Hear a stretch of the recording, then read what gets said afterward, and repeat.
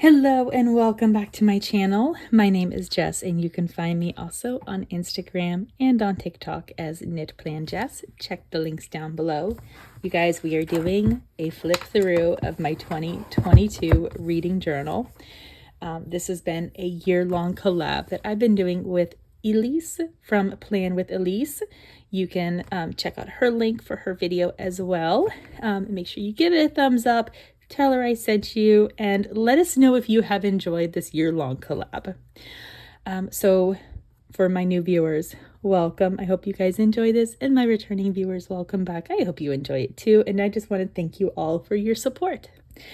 So if you are interested in checking out what I have created for my reading bujo, and if you're interested in checking out a flip through of my reading journal for 2022, stay tuned.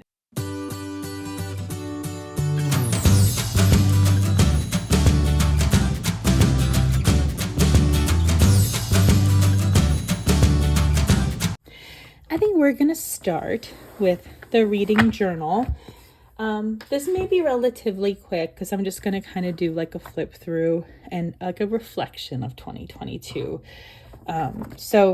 This is actually built of both my 2021 reading journal, which is in the back, and 2022 is in the front. So that's why it's extra thick and chunky. My cover page, this was just something super simple. I really just didn't know what I wanted to do, so I just decided to put the year and the words "just read" because that's what I wanted to do in 2022. Like, I wanted to just read. My bookshelves, these all come from JoJo's Pretty Paper Shop. This was like her original bookshelf that she has released. It's a printable, so I bought it, printed out a whole bunch of copies, and I've just been keeping up with it and writing in the name of the title. And then we have my TBR, which is just basically an ongoing list of all of the books that I want to read. Any book that has not been read, I'm going to actually consider whether I want to put it onto 2023 or it's just going to be no longer on the TBR list. So that's definitely something that I need to do for my 2023 list. I actually need to document my 2023 list because right now I just have a whole bunch of Kindle books that I need to read through and my physical TBR, and I will read through them eventually. Maybe, probably not, but that's okay, because what fun is putting together a TBR list if you think that you're going to complete it one day, because there's always going to be new books released that I want to read. All right, then we have my Goodreads page. My Goodreads, I originally set it at 50.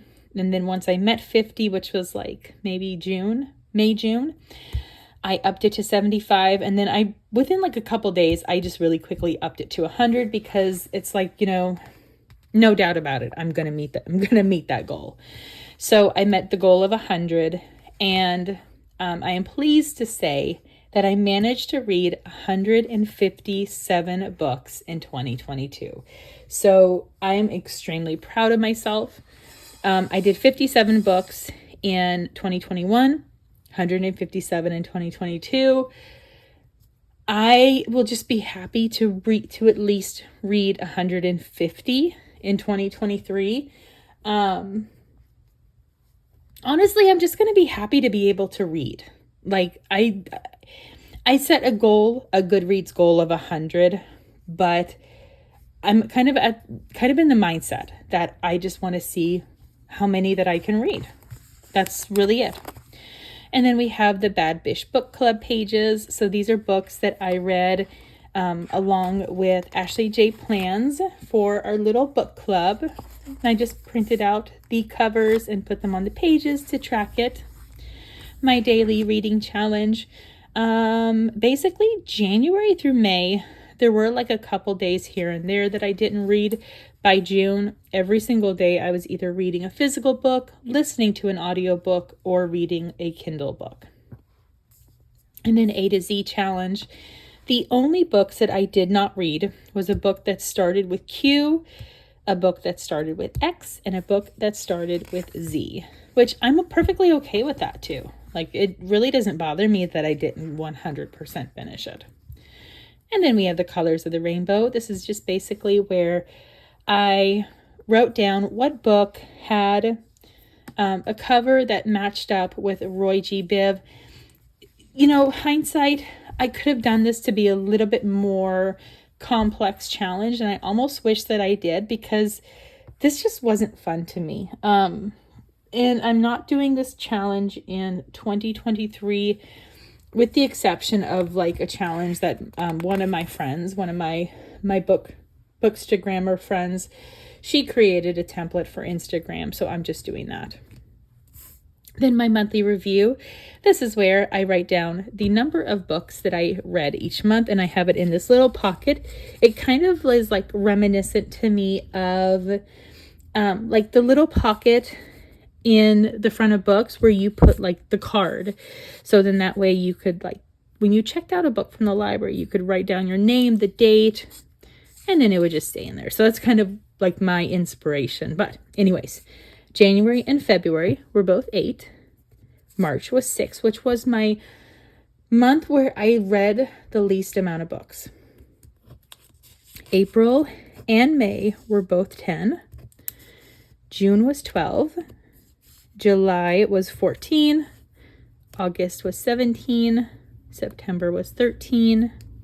October was 18. November was 15. And then in December, you guys, I'm probably psycho because of this. I read a whopping 21 books in December. Again, this is a combination of audio, physical, and Kindle books. I probably didn't read any physical books in December now that I think about it. So maybe that's just a combination of audio and Kindle books. And then just my 2023 look ahead page where I just, as I kind of thought of things, I would write it down. And now we're going to go into the monthly. So monthly, I have always tracked for the start and the finish of a book. I did start out using boxes, like little sticker boxes. And then I would put on the back of the page the cover of the books that I read. So then we have February. And then there's those books. And then we have March, which again, this was like my least read month. And then those books. And what's really funny is that I have Craft a Life You Love as a physical book, but I read the Kindle version. I don't know why. I got it from my library. And then April. And then all the books. And April was the month that I actually started listening to audiobooks, which is kind of how it jumped up. And then May. May was the month that I started doing a monthly reflection page, which I really like doing. I think May, I don't think that there was any physical books in May. I think all of these books were either audio or Kindle. And then June.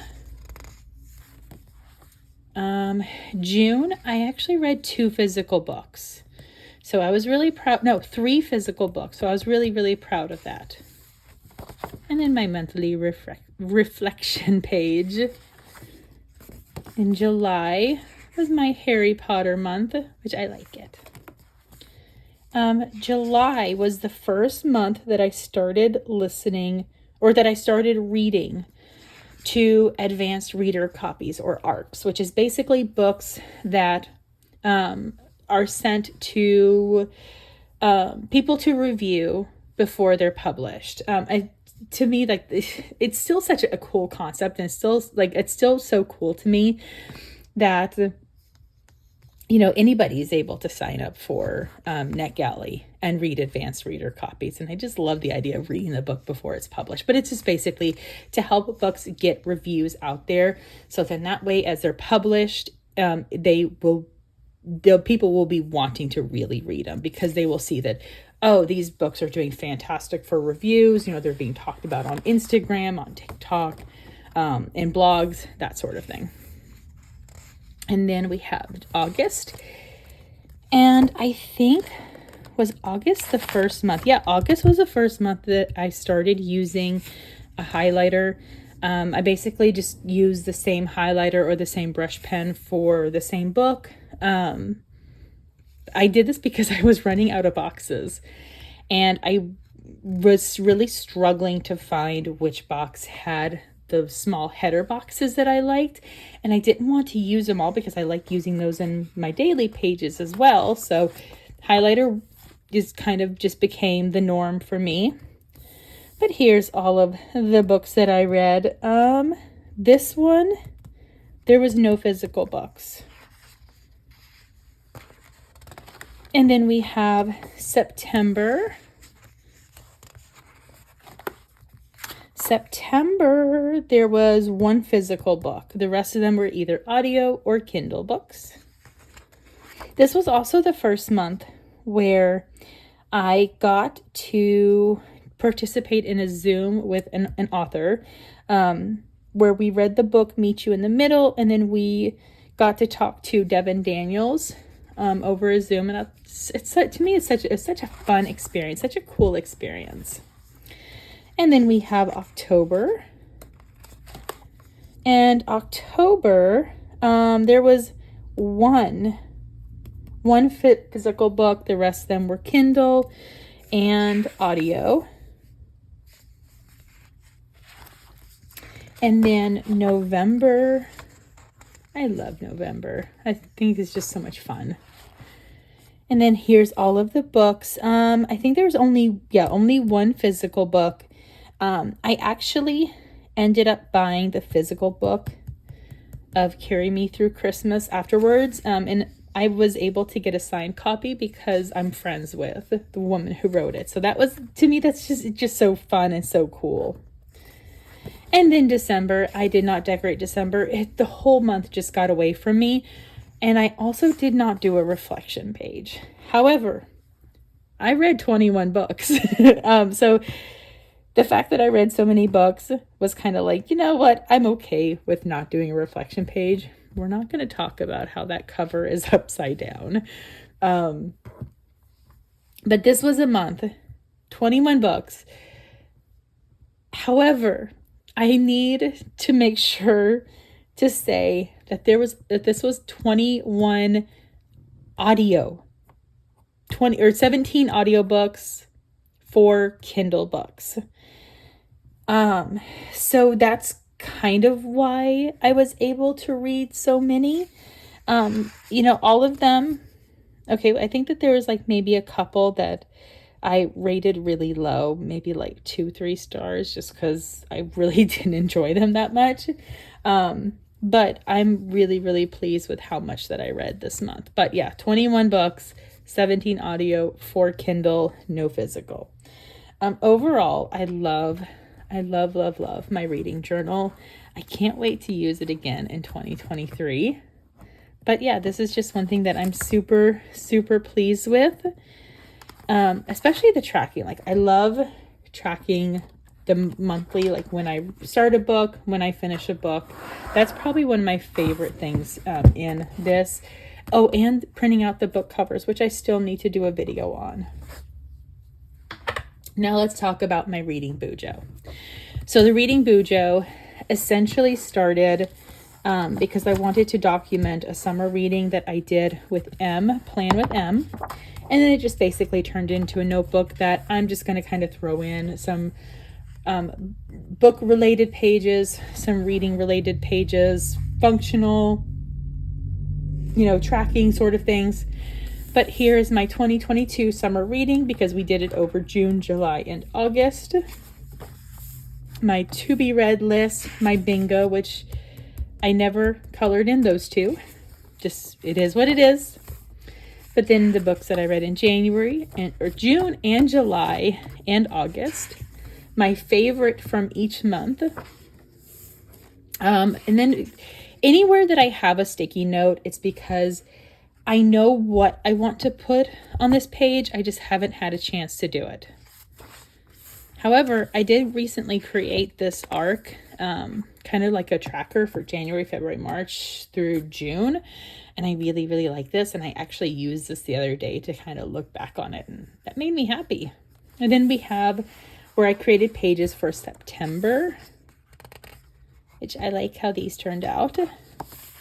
And then October, I kept this one super simple because the only thing that I could really think of was drawing the webs and drawing the spiders. And I was really proud of myself for drawing the spiders. But I like how these turned out.